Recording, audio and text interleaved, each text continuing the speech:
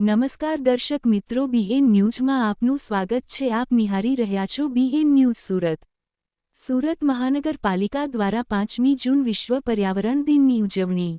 5 જૂન વિશ્વ પર્યાવરણ દિનની ઉજવણી નિમિત્તે સાઉથ ઝોન વિસ્તારમાં આવેલ ટીપીએસ નંબર 55 વેસ્તાન એફપી નંબર 44 ખાતે વેસ્તાન આવાસની સામે, સાનીપૂજન row house road, Siddhi Vinayak રેસિડેન્સીની સામે, વેસ્તાન સ્ટેશન કરાડવા રોડ, વેસ્તાન આવેલ ખુલ્લા પ્લોટમાં નવા વિકાસ પામી રહેલ અર્બન ફોરેસ્ટમાં વૃક્ષારોપણ અને વિનામૂલ્યે રોપા વિતરણ કાર્યક્રમ ખાતે સુરત મહાનગરપાલિકાના પદાધિકારીશ્રીઓ માનનીય મેયર શ્રી માયાબેન માવાણીના અધ્યક્ષ સ્થાને ધારાસભ્ય શ્રી મનુભાઈ પટેલ, સ્થાયી સમિતિ અધ્યક્ષ શ્રી રાજનભાઈ પટેલ, માનનીય ડેપ્યુટી મેયર શ્રી સુધાકર ચૌધરી, માનનીય નેતા શ્રી શાસક પક્ષ શ્રીમતી અલ્પાબેન મહેતા, માનનીય દંડકશ્રી શાસક પક્ષ શ્રીમતી ઉર્મિલાબેન ત્રિપાઠીની હાજરીમાં તેમજ માનનીય અધિક મુખ્ય સચિવશ્રી સામાન્ય વહીવટ વિભાગ, ગુજરાત સરકાર અંજુ શર્મા, માનનીય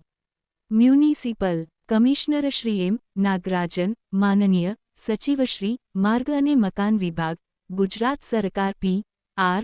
પટેલિયાની પ્રેરક ઉપસ્થિતિમાં તથા મ્યુનિસિપલ સભ્યશ્રીઓ તેમજ મહાનગરપાલિકાના અધિકારી કર્મચારીઓની હાજરીમાં સવારે 10 કલાકે 8,000 નંગ વિવિધ સ્થાનિક પ્રજાતિના રોપાઓનું વૃક્ષારોપણ કરવામાં આવેલ તેમજ 1,500 નંગ વિવિધ જાતના રોપાઓનું રોપા વિતરણ કરવામાં આવેલ છે.